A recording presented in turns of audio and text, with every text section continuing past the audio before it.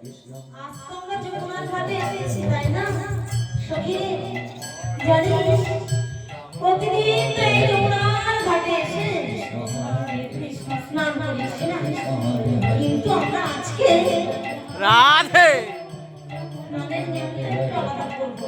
কেমন জানিস, সমস্ত বসন্তটা বড্ড ময়লা হয়েছে, তাই ভালো করে কেচে শুকোতে দেব।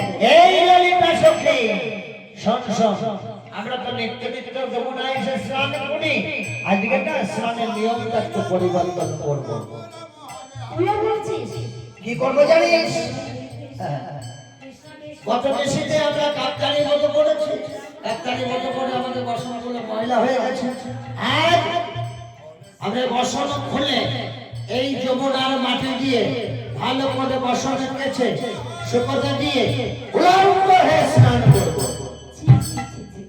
উলঙ্গ হয়ে?